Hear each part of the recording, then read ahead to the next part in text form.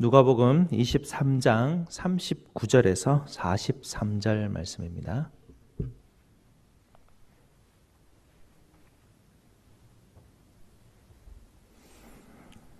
네, 다 찾으셨으면 하나님 말씀 누가복음 23장 39절에서 43절까지 말씀 제가 읽어드리겠습니다. 달린 행악자 중 하나는 비방하여 이르되 네가 그리스도가 아니냐 너와 우리를 구원하라 하되 하나는 그 사람을 꾸짖어 이르되 네가 동일한 정죄를 받고서도 하나님을 두려워하지 아니하느냐 우리는 우리가 행한 일에 상당한 보응을 받는 것이니 이에 당연하거니와 이 사람이 행한 것은 옳지 않은 것이 없느니라 하고 이르되 예수여 당신의 나라에 임하실 때에 나를 기억하소서 하니 예수께서 이르시되 내가 진실로 네게 이르노니 오늘 네가 나와 함께 낙원에 있으리라 하시니라. 아멘. 예수님께서 군병들에게 끌려가시고 십자가에 못 박히실 때 제자 사도 베드로는 3번에 걸쳐서 저주하며 예수를 모른다 하였고요. 다른 제자들도 도망하였고 엠마오로 내려가는 제자들도 보면 이미 예수가 구원자인 줄 알았는데 그리스도인 줄 알았는데 아닌가 보구나. 예수의 구원에 대한 실패에 대해서 좌절하며 낭망하며 내려가는 그 제자들의 모습을 우리가 알고 있습니다. 그를 따르던 사람들은 예수가 십자가에 매달려 죽을 때 어떻게 구원자가 십자가에 매달려 죽을 수 있을까? 저는 과연 메시아가 맞는가 의아해하면서 다 아닐 거라라는 확신 가운데 다 뿔뿔이 떠나는 제자들의 모습이었습니다.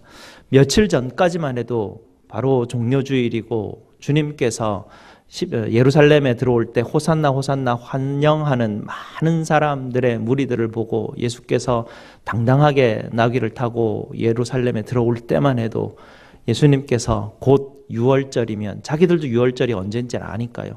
이 절기가 되면 곧 주님께서 새로운 왕국을 세우시리라. 그래서 자기들이 생각했던 구원을 이루시리라. 로마를 몰아내고 이제 이 땅에 다윗의 왕국보다 더 강력한 왕국을 세우시리라. 그렇게 했던 사람들이 갑자기 이렇게 따르던 주님께서 그것도 십자가에 저주받아 죽었다 하니 얼마나 좌절과 절망에 빠졌는지 모릅니다. 한편 제자도 오늘도 예수를 조롱하고 있습니다. 이 한편 죄수, 이 사람은 모르죠. 열심당원이어서 이 이스라엘의 어떤 그 독립을 위해서 항거했던 독립투사였을 수도 있고요. 그가 얼마나 답답했으면 그래도 이 예수는 구원자이지 않았을까 아마 기대했는데 그 기대가 무너지니 여지없이 좌절하고 오히려 당신이 구원자라고 말하였지 않느냐? 어찌하여 구원자가 나와 같은 이렇게 십자가에 매달릴 수 있느냐? 나는 십자가에 매달려도 당신은 저 밑에서 나를 구원해야 되지 않느냐라고 그렇게 원망 섞인 말로 조롱하는 것이 예수님의 십자가 상에 달리셨을 때 모든 사람이 하는 반응이었습니다. 그런데 성경은 앞뒤 설명 다 하지 않고 갑자기 한 사람을 내세웁니다. 갑자기 한 사람을 내세우면서 다른 모든 사람은 예수님의 구원을 다 실패했다고 생각하는데 딱 한 사람만, 다른 편에 달린 죄수 딱 한 사람만 예수 그리스도께서 그의 왕국에 지금 들어가고 계신다라는 전혀 아무도 생각하지 못하는 그 이야기를 지금 오늘 이 성경은 우리에게 들려주고 있습니다.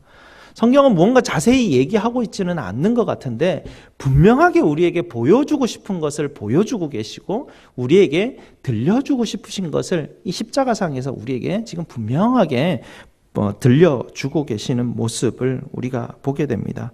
분명히 신의 아들께서 십자가에 달려 계시고 그분께서 1위 성부이신 하나님 앞에 아버지 저들을 용서하옵소서라는 이 안타까운 그 하나님의 음성을 우리에게 들려줍니다. 생각지도 않았던 한 사람, 이 죄인, 이 사람은 그 음성을 듣고는 바로 반응하게 되죠.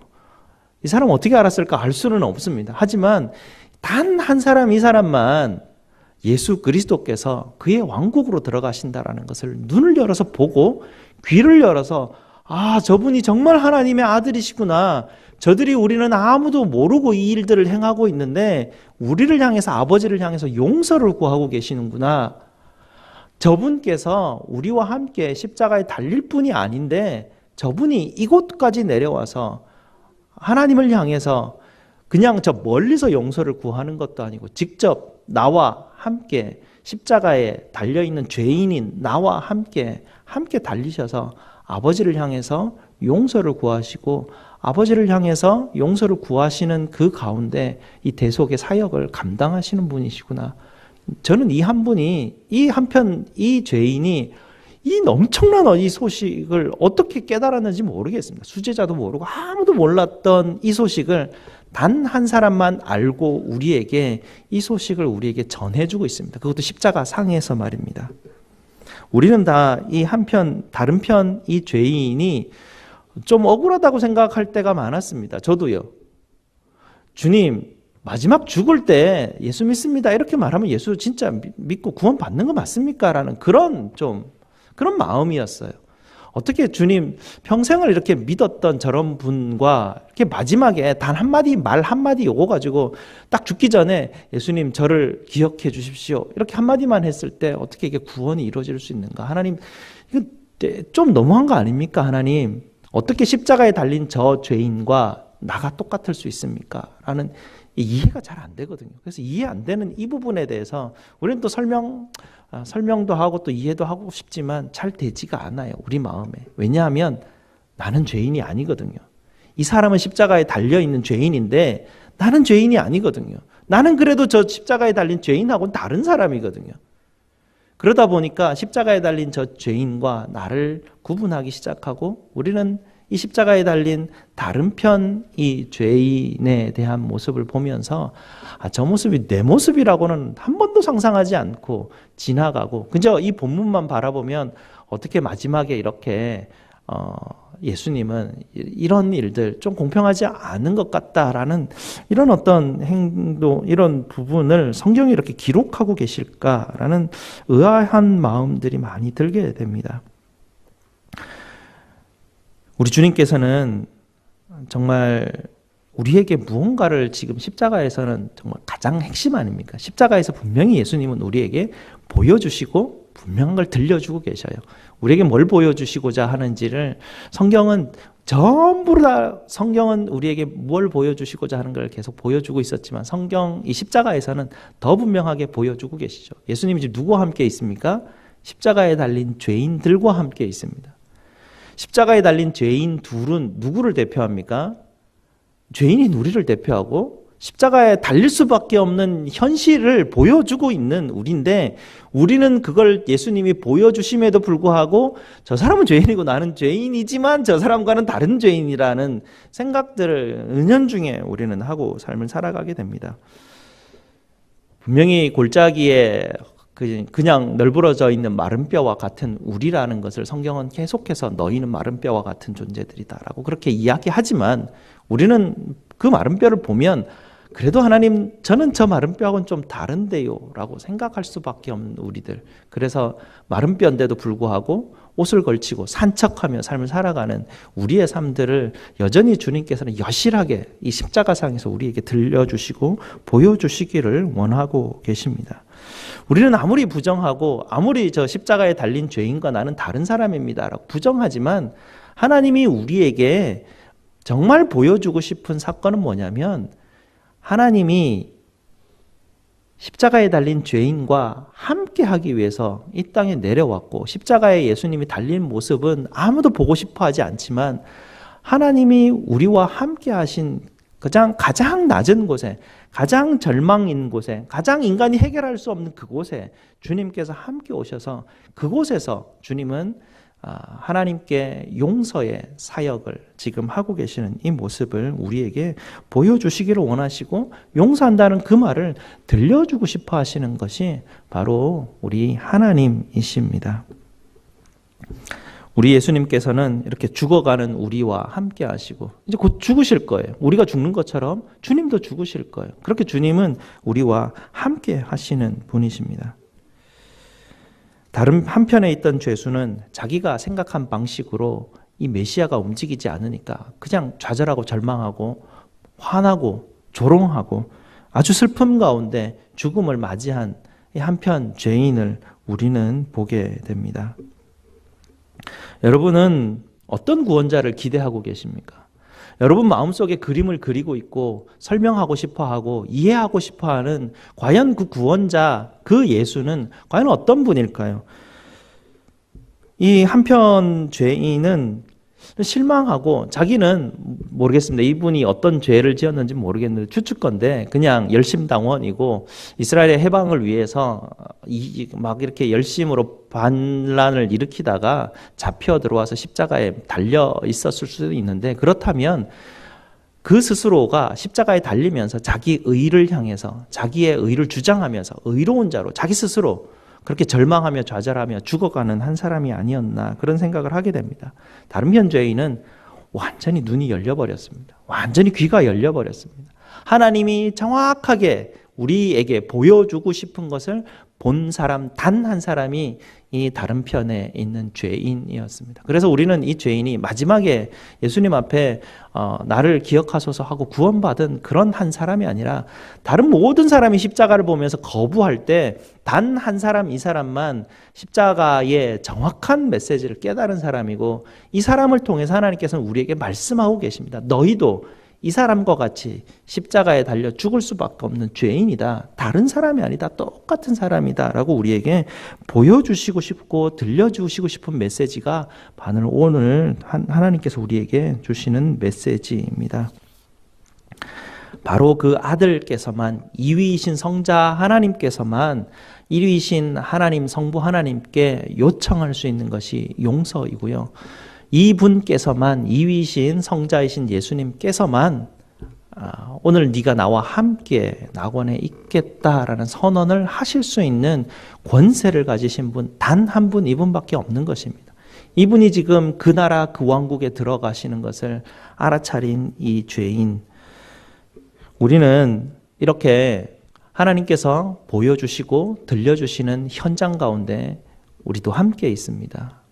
여러분은 어느 편 죄인 쪽에 서 있을지 우리는 한번 이 본문을 보면서 생각을 한번 해보기를 원합니다. 하나님, 저는 어느 편에 속해 있는 죄인인가요? 저는 그냥 그저 내 인생에 닥쳐지는 이 일들 때문에 늘 만족하지 못하고 늘 불평하고 내 생각대로 되어지지 않는 이 모든 생각들, 모든 것이 내 생각대로 좀 맞춰져야 되는데 맞춰지지 않는 이걸 때문에 늘 좌절하고 절망하고 실망하고 늘 불평하고 감사가 없고 왜 내 인생이 이렇게 되어질 수밖에 없을까라는 어떤 이런 쪽에서 계속해서 무언가 다른 예수님이 보여주시고자 하는 것 말고 다른 것을 자꾸 찾아가는 한편 죄인인지, 아니면 갑자기 하나님께서 내게 보여주시는 이 십자가의 현실이 내 눈앞에 너무나 지금까지는 보이지 않았던 것이 갑자기 보이고 지금까지 들리지 못했던 저 용서하신다는 음성을 들으면서